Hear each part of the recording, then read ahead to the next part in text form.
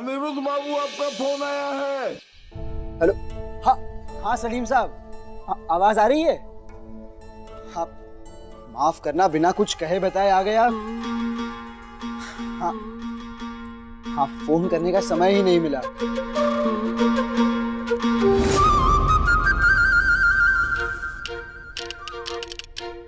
ये पति बाबू क्या गंडगोल कर रहे हैं?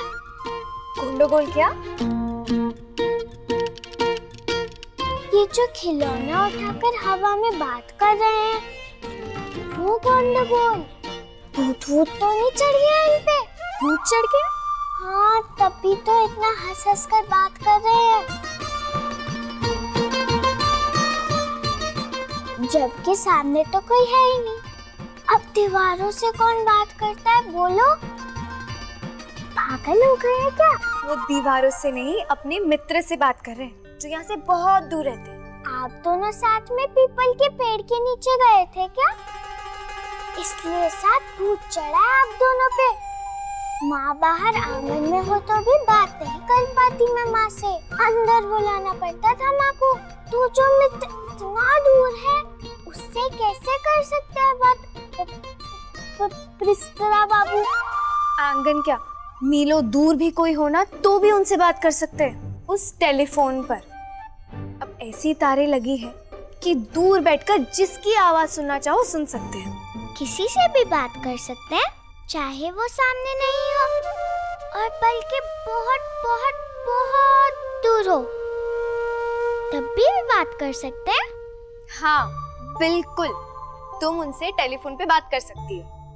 फिर तो ऐसे टेलीनूफ नहीं, इसे जादू का डब्बा कहना चाहिए। क्यों परी दीदी? हाँ सलीम साहब, ओके ओके, खुदा हाफिज, बाय। परिवार के सम्मान का प्रश्न था, इसीलिए सबके सामने कुछ नहीं बोला मैंने तुम्हें। पर ये जो हुआ सही नहीं लगा मुझे। तुम्हारी पत्नी रॉय चौधरियों की बहू नदी किनारे नहाते हुए आदमियों के कपड़े चुराए। शोभा देता है? तुम अपनी पत्नी को डांटने समझाने की जगह उसकी पीठ थपथपा रहे हो। पर ये बौंदिता गई क्यों थी नदी किनारे?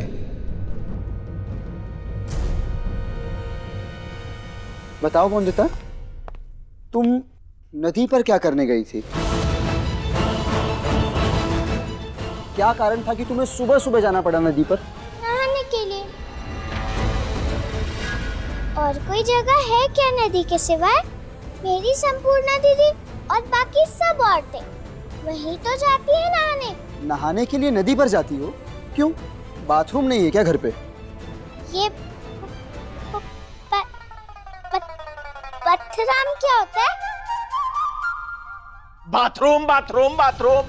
अरे आग लगा दो इस विलायती गुसल खाने को। भूल गए जब छोटे थे तो कैसे कूद कूद के नहाते थे नदी में? अब देख लो, ओ उस बाल्टी में घुस के नहाते हो। बाथटब कहते हैं उसे काका। हमें ना सिखाओ। अरे विलायत से लाए हो तो क्या उसमें बैठ के नहाने से शान बढ़ जाती है? है तो बाल्टी ही ना। पवित्रता नहीं भंग कर दी है उसने हमारे पूरे घर की। कहते थे नहाना है कह के गुसलखाना बनवा दिया घर में। सोचा किसी ने इसी घर में मंदिर है हमारा, भगवान विराजे हैं हमारे, पर नहीं, शौचालय बनवा दिया। मल मूत्र विसर्जित करके सारा का सारा पाप अपने सिर पे मढ़ लेना है। पाप? मुझे ना अभी भगवान का डर बाकी है, इसीलिए जाता हूं ना मैं आंगन में स्नान घर में नहाने धोने। तुम लोग तो हो गए हो पापी। अगर घर की औरत, इस घर की बहू हमारे धर्म संस्कार निभाना चाहती है तो इसमें क्या गलत है?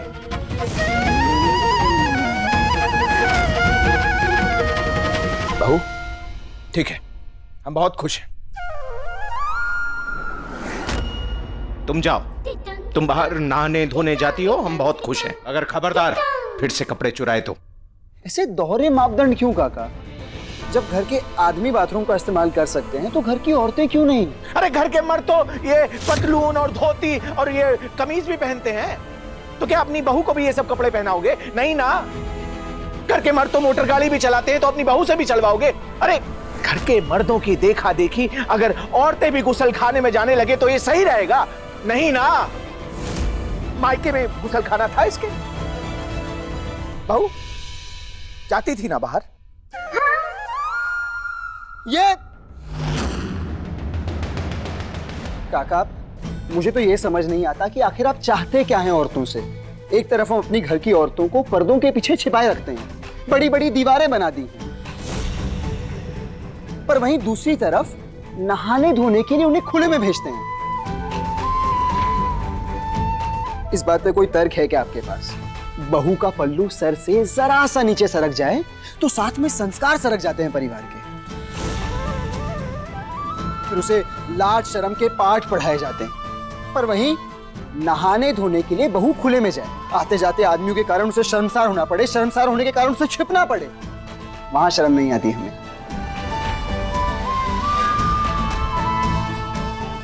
ओहो, ससुर जी से क्यों तर्क कर रहे पति बाबू? मैं तो खुद जाना चाहती हूँ नदी पर नहाने, ताकि संपूर्णा दीदी धो सके मेरे गीले कपड़ों को और किसी को पता न चले कि मैंने बिस्तर गीला किया था रात को। वेरी सॉरी काका, पर मैं सहमत नहीं हूँ आपके बात से।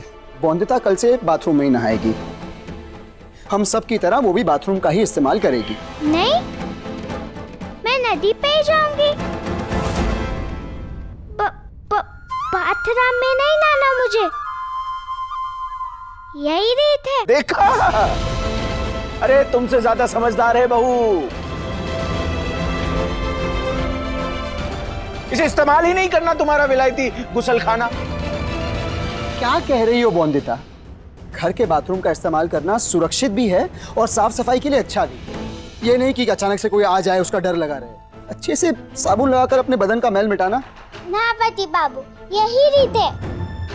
धर्म है, मुझे नदी पे ही रहना है, वहाँ मिलना भी हो जाते मेरे साथ। कह दिया तो कह दिया।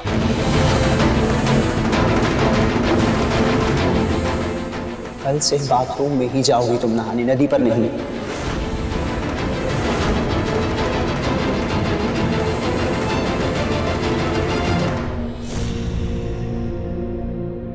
बहू, अनिरुद्ध चाहे जो भी कहता रहे, तुम नदी पर ही नहाने जाना। सुबह जल्दी उठकर निकलोगी तो पता चलेगा क्या अनिरुद्ध को।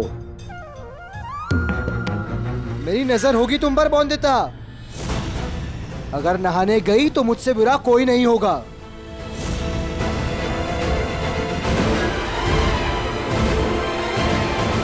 फुसफुस वाली बात से तो बच गई राक्षस बाबू से, पर ये कपड़ों वाले मसले से तो और ही सब गंडगोल हो गया।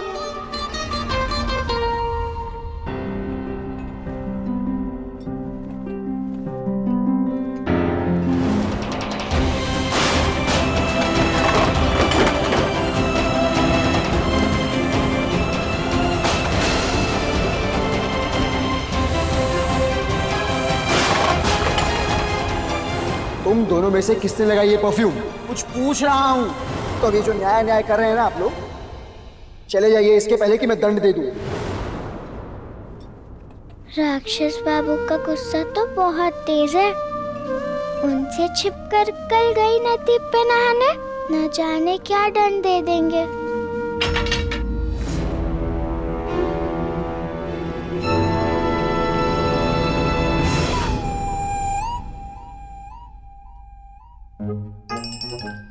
डर गई।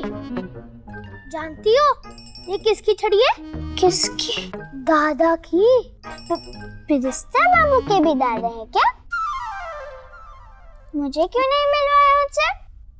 अरे अनिरुद्ध दादा, और मालूम है जब कोई दादा की बात नहीं सुनता है ना, तो यही छड़ी से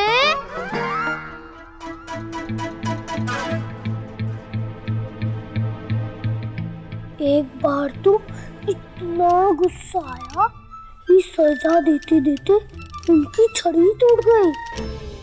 पर उनका हाथ नहीं रुका। छड़ी टूट गई तो ये छड़ी कहाँ से आई? जमींदार हैं हम, कोई एक चीज खरीदते हैं क्या? तो और भी है ऐसी छड़ी? हाँ, बहुत सारी है अच्छी अच्छी। मुझे तो जाना है पढ़ाई करने। अब तुम सोचो दादा की छड़ी से कैसे बचोगी? सोचो।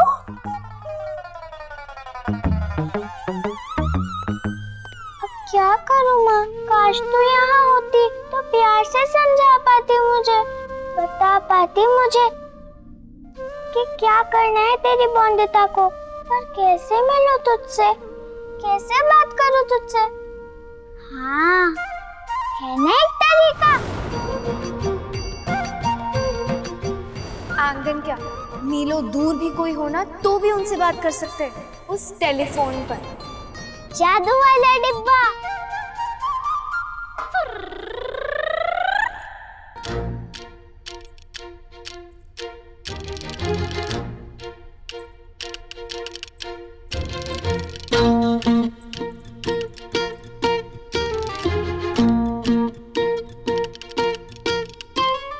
अभी माँ से बात करती हूँ इस जादू के डब्बे से और बताती हूँ कितनी परेशान हूँ मैं ससुराल में। फिर माँ ही बताएगी कि क्या करूँ मैं।